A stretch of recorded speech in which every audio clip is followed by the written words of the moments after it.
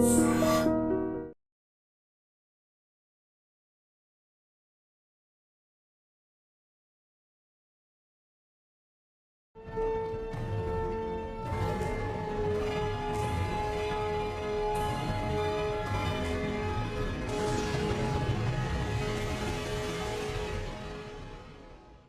తర్వాత sir Narsipatnam rural సీఏగా వెళ్ళాను sir. అక్కడే ఈ మర్డర్ కేసు సరే నేను జరిగింది చెప్పండి. నర్సీపట్నం రూరల్ సీఏగా సార్ యాక్చువల్గా అయితే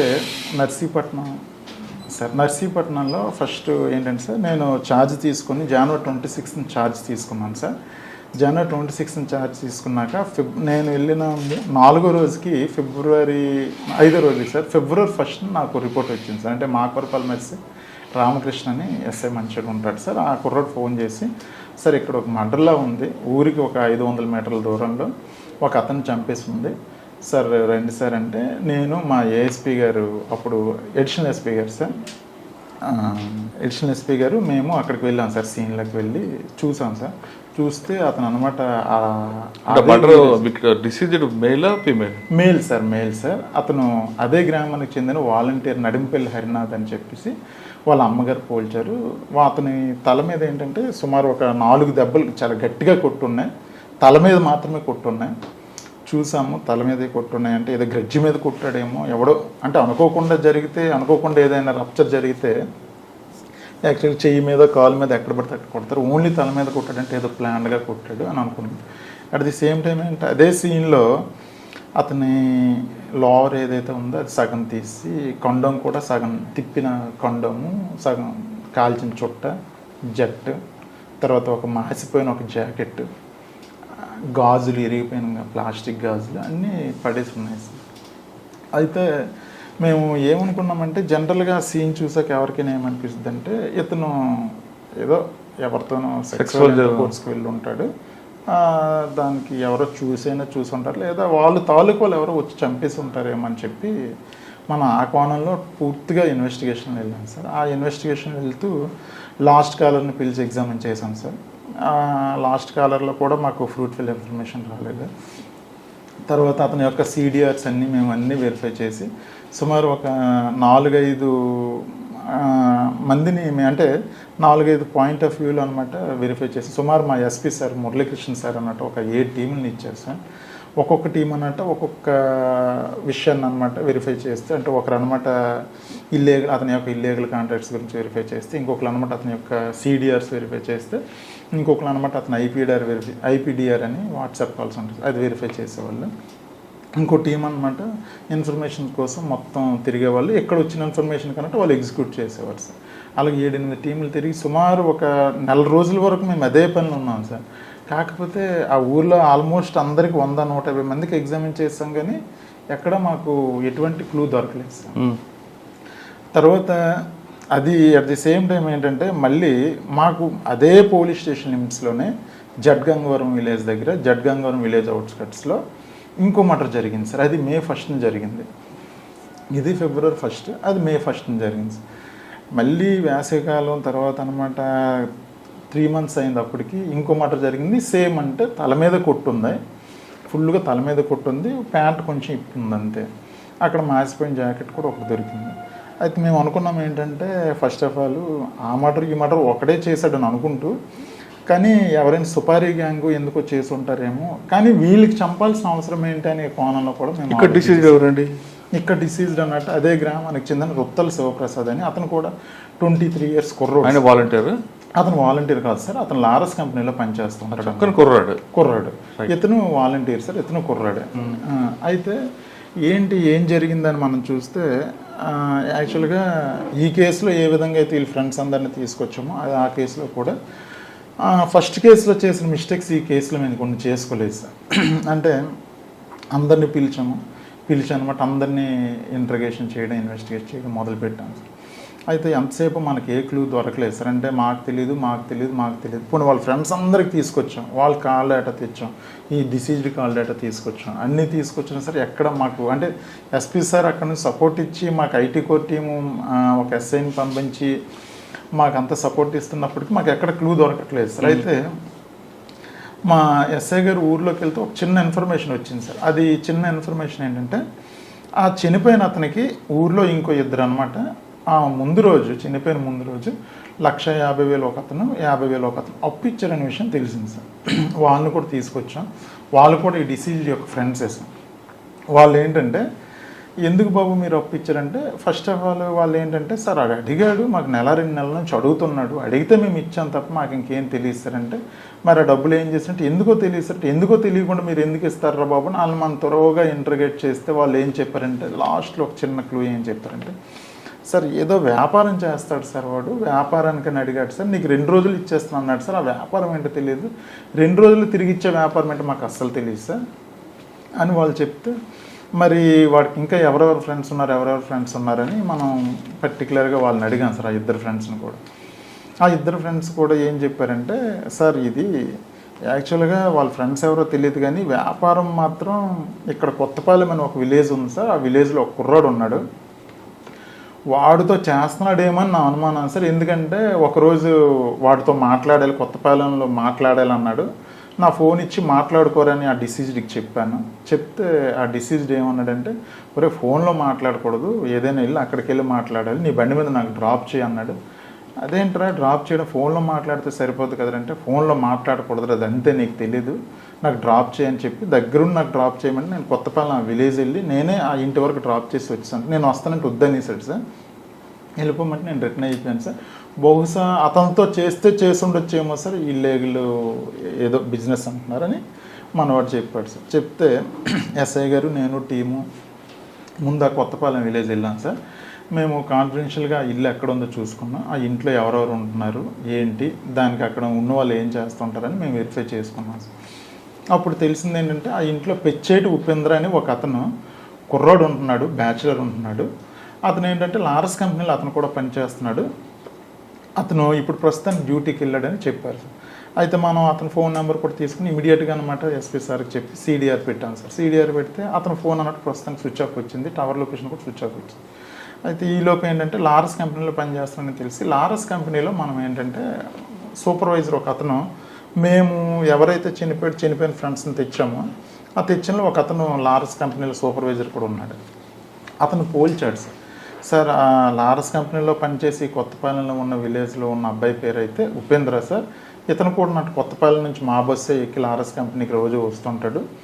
అతను 1-2 సార్లు మాట్లాడుకోవడం అయితే చూశాను కానీ అంత క్లోజ్ అయితే కాదు సార్. ప్రస్తుతానికి అతను డ్యూటీలో ఉన్నది లేదని కనుక్కొని చెప్తానని చెప్పి అతను లారస్ కంపెనీకి ఫోన్ చేసి కనుక్కుంటే లారస్ కంపెనీలో ప్రస్తుతానికి డ్యూటీలో ఉన్నాడని చెప్పారు సార్ మనకి.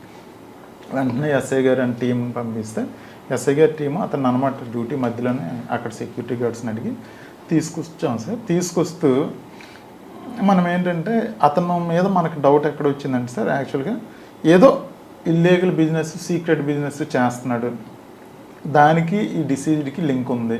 సో బహుశా ఈడైనా చంపి ఉండాలి, ఈడి తాలూకు ఇంకెవరితోనైనా చంపించి ఉండాలి ఆ 2 లక్షలు తీసుకోవడం కోసం అని మాకు అనిపించి అతను తీసుకొచ్చి రాగానే మా వెహికల్ ఎక్కించిన తర్వాత మాతో పాటు క్లూస్ టీము ఒక అబ్బాయిని కూడా భర్త అయిన అబ్బాయిని కూడా పెట్టుకున్నాం సార్. అతను ఏంటంటే ఆ క్లూస్ టీమ్ అబ్బాయి, నేను, మా ఎస్ఐ గారు, ఇంకో నర్సీపట్నం రూరల్ భీమరాజ్ ఎస్ఐ గారు అందరం కలిసి అతన్ని పట్టుకొని వాళ్ళ ఇంటికి బయలుదేరి దారిలో మాట్లాడుతుండగా నీకు అతనికి ఏంటి సంబంధం, నాకు ఆడ ఫ్రెండే కాదని చెప్పాడు sir. First of all friend కాకపోవడం ఏంటి, యాక్చువల్గా అయితే నీకు వాడికి నీకు సంబంధాలు ఉన్నాయి కదా, నువ్వు వాడి ఫ్రెండ్ అంట కదా, ఒకసారి నీకు అనమాట సో పర్సన్ని ఇంటి వరకు డ్రాప్ చేసేటట్టు కదా అని అంటే సార్ ఆడ నాకు తెలుసు కానీ పూర్తిగా తెలియదు సార్, అప్పుడప్పుడు నాకు రూమ్ అడుగుతాడు సార్, రూమ్ అడిగితే నేను ఇస్తాను సార్ అని అన్నాడు. పొంతలేని సమాధానం. తర్వాత అలాగ మాట్లాడితే సార్ ఒకసారి నాకు డబ్బులు అడిగాడు సార్, నేను అప్పు ఇచ్చాను సార్ అంటే ఇంకా మళ్ళీ కంటిన్యూషన్ మాట్లాడితే అతను నాకు డబ్బులు ఇచ్చాడు సార్ అంటాడు. పొంతలేని సమాధానం. లాస్ట్కి ఏంటంటే ఒక మాట అన్నాడు, కాకపోతే నా కాల్ డేటా చూసుకోండి సార్, నా కాల్ డేటాలో ఎక్కడ అతనితో మాట్లాడినట్టు ఉండదు కదా సార్, మీరు నన్ను ఎందుకు సార్ తీసుకొస్తున్నారని చెప్పేసి వాడు తిరిగి మన మీద ఫైర్ అవ్వడం కూడా మొదలైంది సార్. అయితే యాక్చువల్గా మనం వాడిని తీసుకొచ్చిన తర్వాత వాడి ఇంట్లో ఎందుకైనా మంచిదని సెర్చింగ్కి వెళ్ళాం. ఈలోపు ఆ క్లూస్ టీమ్ అబ్బాయి అతను యూవీ లైట్ పెట్టుకుని అనమాట అన్ని బట్టలు వెతుకుతున్నాడు. అంటే బ్లడ్ మార్కులు ఏమైనా పడినట్లయితే ఉతికిసిన తర్వాత కూడా అవి మనకు కనిపిస్తాయని అతను చూస్తున్నాడు night. At the same time మేము కూడా ఏంటంటే ఇల్లంతా సెర్చ్ చేస్తున్నాం సార్. ఒక్కొక్కలం సెర్చ్ చేస్తుంటే ఒక తలగడలో 1,50,000 దొరికింది సార్. ఇది ఎక్కడదిరా అంటే ఇది నాదే సార్, వాడిచ్చాడు సార్, వీడిచ్చాడు సార్, పొంతలేని సమాధానం. మళ్ళీ అలమారాలో 50,000 దొరికింది. ఒరే 2 lakhs దొరికింది ఎక్కడదిరా అంటే వాడి జీతం 15,000, వాడు ఉంటున్న ఇంటి అది 4,000, అసలు 1,50,000 2 లక్షలు ఉండే అవకాశమే లేదు. తర్వాత ఆడి రూమ్ మొత్తంలో ఒక 4 జతల బట్టలు, ఒక మంచమే ఉంది. అలాంటి దగ్గర ఇంత డబ్బు ఎందుకు పెట్టుకున్నాడంటే, సార్ నాకు మా ఫ్రెండ్ ఇచ్చాడు సార్, వాడు ఇచ్చాడు సార్, చచ్చిపోయినాడు ఇచ్చాడు సార్, నేను ఏవో చెప్తున్నాడు. ఇప్పుడు చచ్చిపోయినాడు ఇచ్చాడు 2 lakhs పర్లేదు, ఇంకో 75,000 కూడా అక్కడే దొరికాము. ఎవరెవరా ఈ డబ్బు అంటే, సార్ అది కాదు సార్, ఇది కాదు సార్, ఏవో పొంతలేని సమాధానం వేశారు. అలా మనం ఇంటర్గేట్ చేసాము అది సార్. సో అప్పుడు చెప్తే అప్పుడు ఏంటంటే, ఫస్ట్ ఆఫ్ ఆల్ వాడికి అర్థమైపోయింది ఏంటంటే, వీళ్ళు నన్ను కనిపెట్టేశారు, అందుకే ఇంటికి తీసుకొని సెట్ చేశారు, డబ్బులు కూడా దొరికిస్తాయి. అట్ ది సేమ్ టైం ఏంటంటే నా బట్టలు కూడా వెతుకుతున్నారంటే బ్లడ్ స్టెయిన్స్ ఏమైనా దొరికేస్తాను నేనని వాడికి అర్థమైపోయింది సార్. అర్థమైపోయిన తర్వాత వాడు ఏం చేశాడంటే నెక్స్ట్, సార్ అంటే ఇవన్నీ కూడా ఉన్నట్టు అప్పు అడిగాను తప్ప నాకు ఆయనకి ఎటువంటి సంబంధం లేదు, అది నాకు అప్పు ఇచ్చాడని చెప్పాడు. అప్పు ఇస్తే మిగతా 75,000 అంటే, సార్ ఇంకో ఫ్రెండ్ అప్పు అడిగాను, పొంతలేని సమాధానాలు. మనం ఏం చేసామంటే సార్ లాస్ట్కి, సరే ఏ ముద్ర బాబు, సరే మాకు ముద్ద ఇది అంటే చనిపోయినట్టుంది, సెల్ ఫోన్ పోయింది సార్, సెల్ ఫోన్ కూడా మిస్ అయింది, అది తర్వాత చెప్తాను సార్. వాడు సీన్ కూడా డైవర్ట్ చేస్తాడు ముద్ద. అయితే సెల్ ఫోన్ పోయిందిరా బాబు, మాకు ఆ సెల్ ఫోన్ ఇచ్చే చాలు, నీకు మేము సేవ్ చేస్తాం అని మన పోలీస్ స్టైల్లో కొంచెం అంతవరకు గట్టిగా మాట్లాడి బొజ్జగించే స్టైల్లో మాట్లాడితే కొంచెం నమ్మాడు సార్. నమ్మి సెల్ ఫోన్ ఒకటి ఇస్తే సరిపోద్ది కదా సార్ అంటే, ఆ సెల్ ఫోన్ ఒకటి ఇస్తే సరిపోద్ది అని, సెల్ ఫోన్ సో ప్లేస్లో నూతిలో ఉంది సార్, పదండి సార్ చూపిస్తానని వాళ్ళ ఇంటి ఎదురుగున్న నూతిలోనే పడేశాడు సార్. మనం ఇంటి ఎదురుగున్న నూతిలో పడేసరికి మనం నూతిలో నీళ్ళన్నీ తోడించిన తర్వాత సెల్ ఫోన్ ఎవరిదైతే చనిపోయాడు కుర్రోడు, ఆ సెల్ ఫోన్ రికవర్ చేసిన తర్వాత మేము కూడా నమ్మాను సార్, ఎస్ ఈడే చేసింది కన్ఫర్మ్ అయ్యి అప్పుడు స్టేషన్కి తీసుకొచ్చి, బాబు ఎలా చేసావు ఏంటి ఒకసారి చూపిస్తావా అదేనంటే అప్పుడు చూపించాడు సార్. అంటే వాడు ఆ ఊరికి జడ్గంగవరం విలేజ్కి 1 km దూరంలో, మేమంతా రోడ్డు మీద తిరిగి వెళ్తే 1.5 km ఉంటుంది, వాడు షార్ట్ కట్లో నడుచుకుంటూ తీసుకెళ్ళిపోయాడు. ఆ ప్లేస్ తీసుకెళ్ళి ఇలా కూర్చున్నాడు సార్, ఇలా కూర్చుంటే ఇలా చంపిస్తాను సార్ అని నీట్గా ఎక్స్ప్లెయిన్ చేసి సీన్ అంతా రీకన్స్ట్రక్షన్ చేస్తే అప్పుడు కన్ఫర్మ్ చేసుకొని మా ఆఫీసర్స్ డిఎస్పీ గారికి ఎస్పీ గారికి కన్ఫర్మ్ చేసి. ఎందుకంటే చంపాడు అసలు సార్ యాక్చువల్గా ఏంటంటే వాడుదాకా మోటివ్ సార్, ఆ మోటివ్ చాలా డిఫరెంట్. అంటే నేనైతే ఎప్పుడు చూడలేదు సార్ ఆ మోటివ్, అలా ఉంటుందని కూడా నేను ఎక్స్పెక్ట్ చేయలేదు. వాడికి డబ్బులు కావాలి సార్. వాడు యాక్చువల్గా ఫస్ట్ ఎవరికైతే చంపాలనుకుంటాడో వాడితో ఫ్రెండ్షిప్ చేస్తాడు సార్. ఫ్రెండ్షిప్ చేసి అంటే ఫస్ట్ ఆఫ్ ఆల్ ఏంటంటే ఈడు లారస్ కంపెనీలో పనిచేసేవాడు సార్ ముద్దయ్యి. ఆడేంటంటే లారస్ కంపెనీలో ఎవరైతే పనిచేస్తారో వాళ్ళ దగ్గర కొంచెం ఉండి ఎవరికైనా డబ్బుల మీద ఆశ ఉన్న వాళ్ళని సెలెక్ట్ చేసుకుంటాడు సార్. సెలెక్ట్ చేసుకుని ఎవరికైతే డబ్బుల మీద ఆశ ఎక్కువ ఉందో వాళ్ళ దగ్గరికి అంటే సింపుల్గా వెళ్ళి ఒక చిన్న లైన్ వదులుతాడు సార్. నాకు మంచి ఏజెన్సీ వాళ్ళు తెలుసు, లిక్విడ్ బిజినెస్ నాకు ఐడియా ఉంది, లిక్విడ్ బిజినెస్ ఒకవేళ చేస్తే 1 lakhది 2-3 daysలో 3-4 lakhs వచ్చేస్తే, లిక్విడ్ గాంజా బిజినెస్ 3-4 lakhs వచ్చేస్తే నాకు అవతల పార్టీ వాళ్ళకి తెలుసు, మీరు అంటే డబ్బులు అరేంజ్ చేసుకుంటాం, నేను పార్ట్నర్షిప్ అవతలని పిలిపిస్తాను, మీరు అనమాట డబ్బులు తీసుకొస్తే గంజా తీసుకొస్తే మనం అన్నట్టు పార్టీ వచ్చిన తర్వాత మళ్ళీ రాస్తాడు. అవతలలో ఎవరైతే ఇంట్రెస్ట్గా ఉన్నారో వాళ్ళు వచ్చి ఇన్ని అప్రోచ్ అవ్వడమో లేకపోతే ఏదో అయితే ఫ్రెండ్షిప్ చేస్తూ ఇంకేంటంటే సార్ మళ్ళీ ఏం చేస్తాడంటే వాడు, నేను ఫ్రెండ్షిప్ చేస్తున్నంతసేపు మీ పేరెంట్స్కి ఎవరికి చెప్పుకో, ఎందుకంటే నేను దొరికిపోతే నువ్వు దొరికిపోతావు, సో నాకు ఫోను చేయకు, మీ పేరెంట్స్కి ఎవరికైనా చెప్పావు అనుకో, నువ్వు దొరికిపోతే నేను దొరికిపోతాను, మీ పేరెంట్స్కి మీ ఫ్రెండ్స్కి ఎవరికి చెప్పకూడదు, చెప్తే నేను అనమాట నేను దొరికిపోతానని చెప్పి, అంటే ఎవడైతే చచ్చిపోతాడు డిసీజ్డ్కి అనమాట ఈడొకడు ఫ్రెండ్ ఉన్నాడని చెప్పి వాళ్ళ పేరెంట్స్కి కానీ ఫ్రెండ్స్కి కానీ ఎవరికి తెలియదు.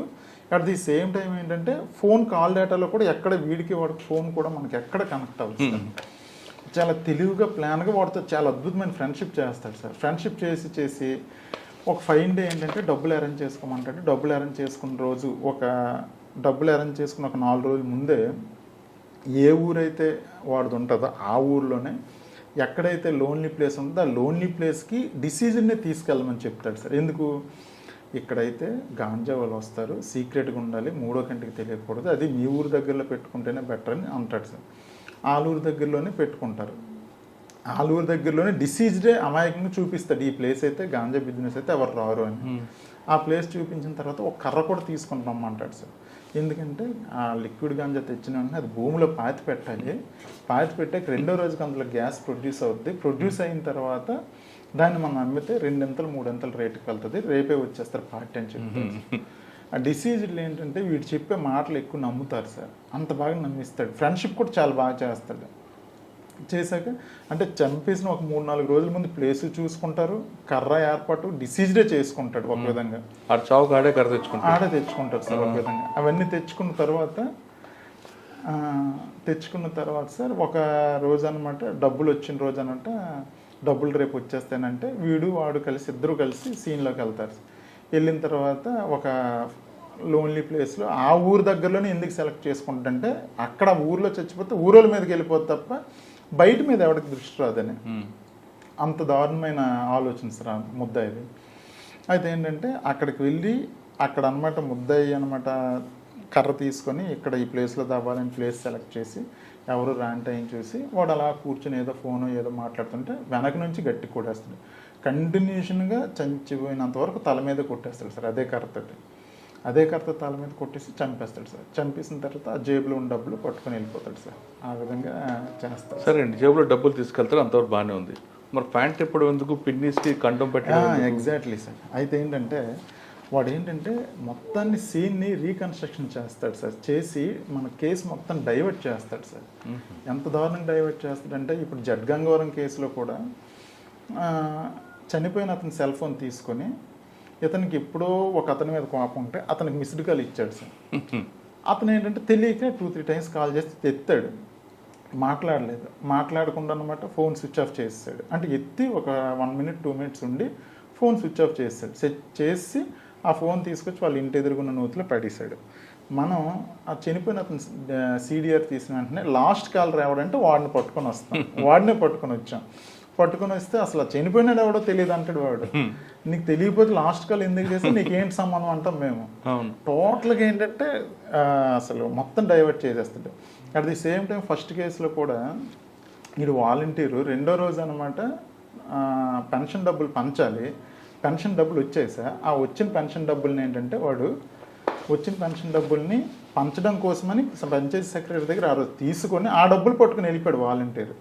75,000 1,00,000 రూపాయలు సార్ పట్టుకుని వెళ్ళిపోతే అక్కడ చంపేసిన తర్వాత వాడికి ఏంటంటే అక్కడ బట్టలు ఇప్పేసి కొండమని అంటే ఏంటంటే వాడికి ఇల్లీగల్ అఫైర్స్ ఎక్కువ ఉంటాయి సార్.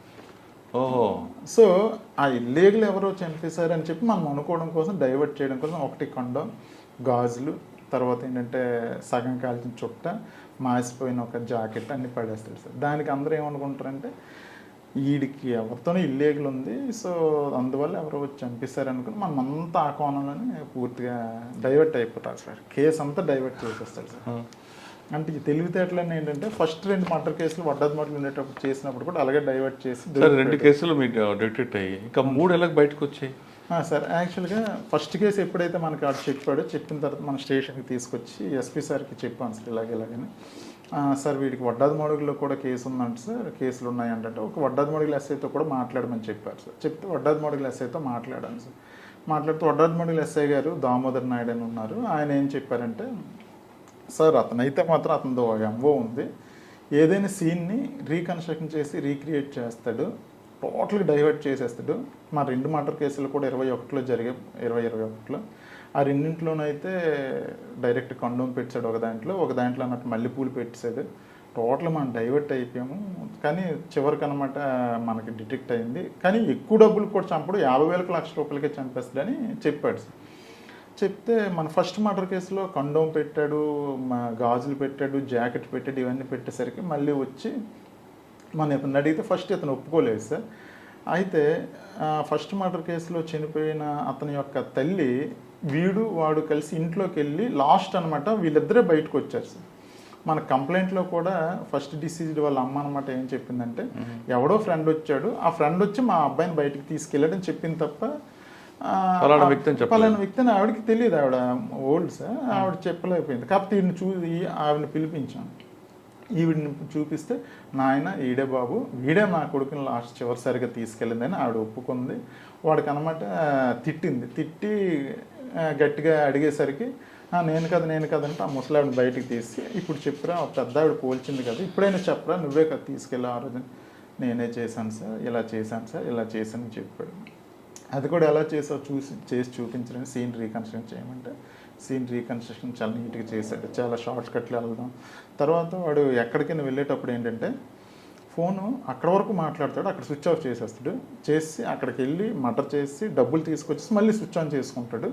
మళ్ళీ ఇమీడియట్గా వాడు ఏంటంటే 7 o'clock 8 o'clock సి షిఫ్ట్ ఉంటుంది లారస్ కంపెనీకి వెళ్ళిపోతాడు. అంటే నేను ఆ టైంలో అక్కడ లేను అని ప్రూవ్ చేసుకోవడానికి కూడా వాడు చాలా టెక్నికల్గా కూడా మొత్తం ప్లాన్డ్గా ఉంటాడు. ఏమంటే నేను కంపెనీలో ఉన్నాను అంటాడు. సాయంత్రం 5 నుంచి 6 లోపు మటర్ అవుద్దని ఎవరు ఎక్స్పెక్ట్ చేయరు, 6, 6:30 అవుద్దని ఎవరు ఎక్స్పెక్ట్ చేయరు. ఆ విధంగా మొత్తం మిగతా 3 ఎలాగ వచ్చాయండి బయటికి?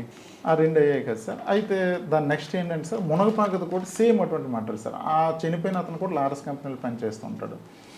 అతను ఏంటంటే 22లో చనిపోయేటప్పుడు ఇలాగే బిజినెస్ అని చెప్పేసి వాళ్ళ ఇంటి వాళ్ళ దగ్గర సేమ్ 1-2 లక్షలు ₹1,00,000 దాకా వాళ్ళ ఇంట్లో వాళ్ళని అడిగి బలవంతంగా అడిగి పట్టుకొని వెళ్ళి చనిపోయాడు అతను కూడా.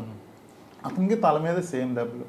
సో దాని విషయంలో మనం ఏం చేసామంటే అదే టైంలో మునగపాక ఎస్ఐ టైంలో మునగపాక మటర్ అయ్యేటప్పుడు భీమరాజు ఎస్ఐ గారు, తర్వాత సార్ వాళ్ళు కూడా అక్కడ ఉండి, పేరు పి శ్రీనివాస్ సార్ వాళ్ళు కూడా అక్కడ ఉండి దానికి అనమాట ఇన్వెస్టిగేట్ చేస్తే వీళ్ళంతా సేమ్ ఎంఓ సేమ్.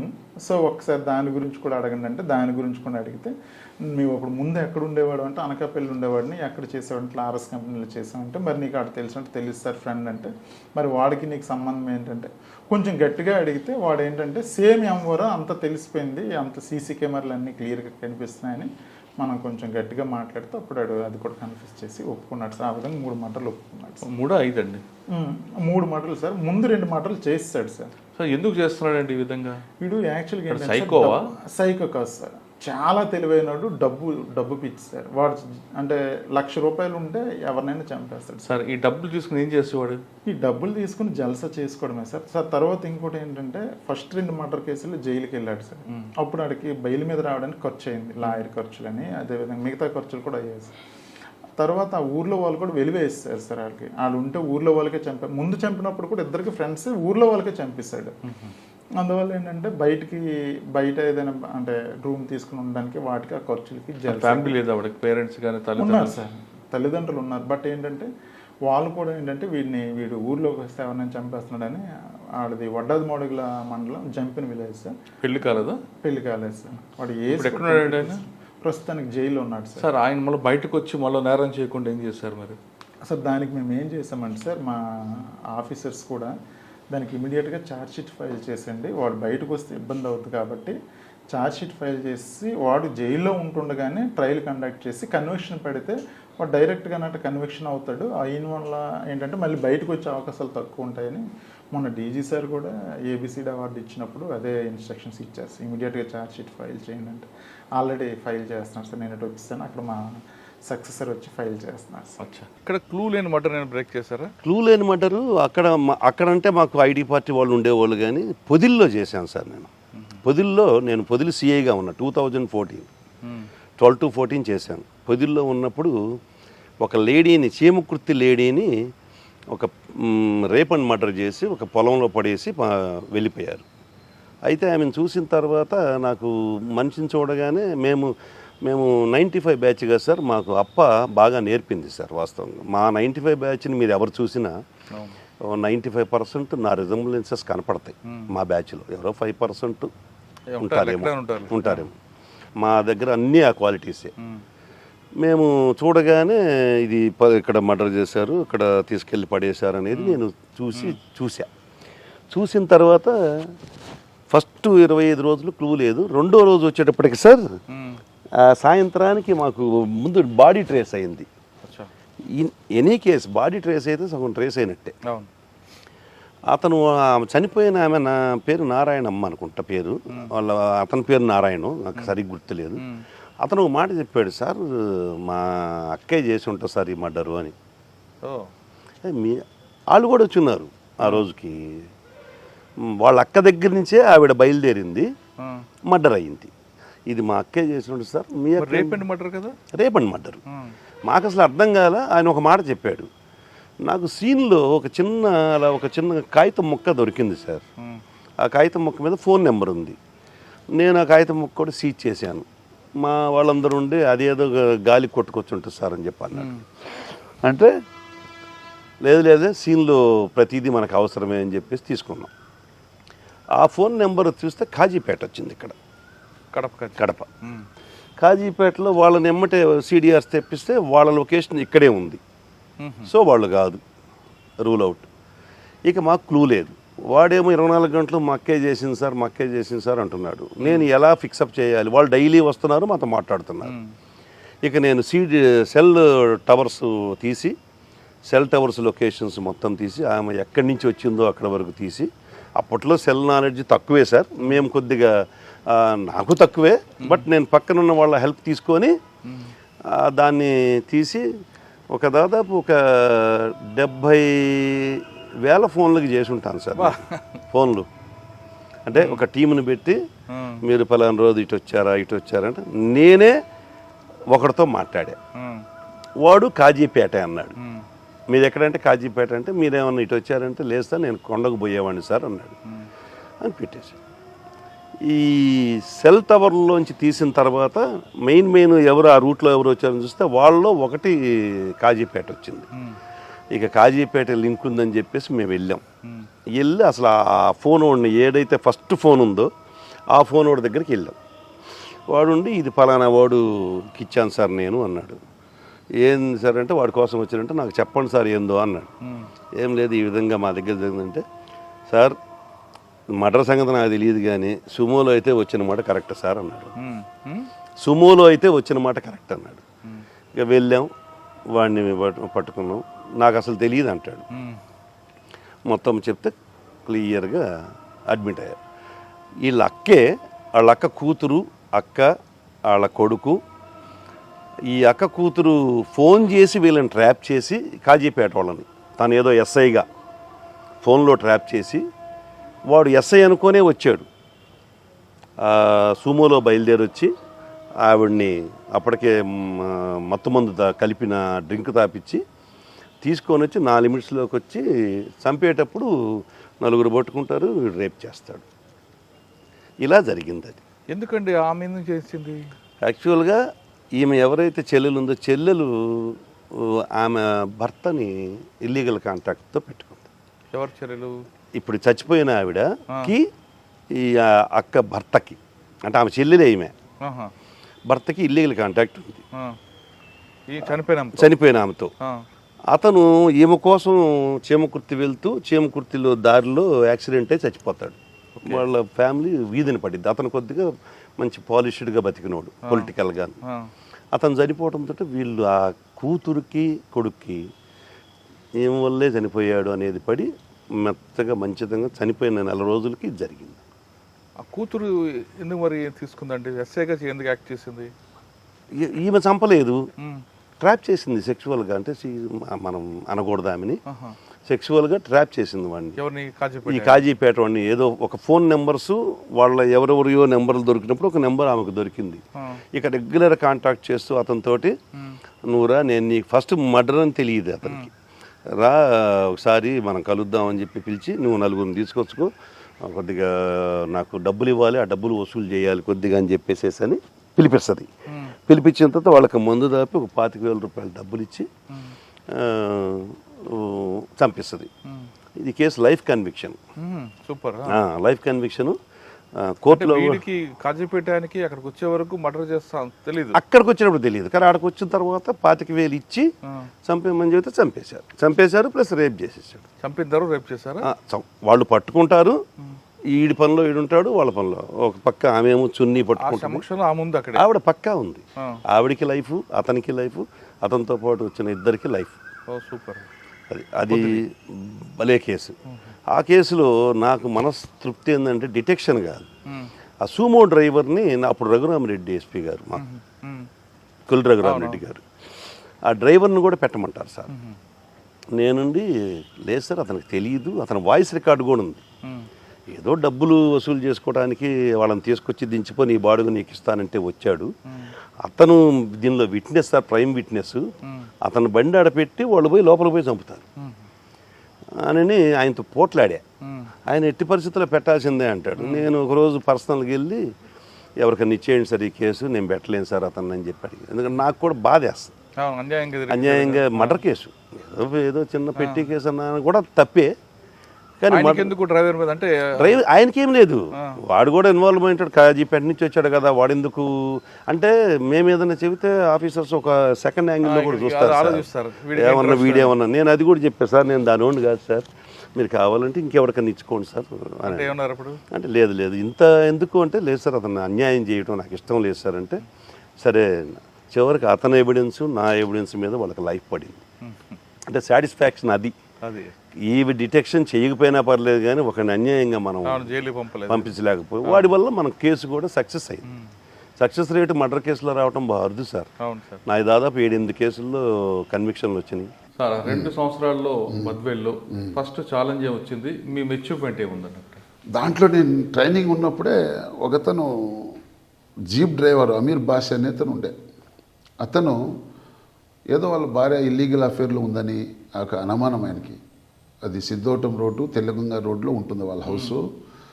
అయితే నైటు భార్యను అతను తలకై కోసేసి 2 జడ ఉంటుంది కదా, జుట్లు కట్టేసి ఈ పక్కోటి ఆ పక్క టెంకాయ మాదిరిగా 2 తలల్లో ఎత్తుకొని కొడుకు ఉన్నాడు, కొడుకును లెఫ్ట్ సైడ్ సంకలో అట్లా వేసుకొని వస్తున్నాడు. కత్తి పెద్ద వేట కొడుకులు ఎత్తుకొని నడుచుకొని వస్తున్నాడు ఆ తెల్లగంగ సిద్ధోటం రూటు.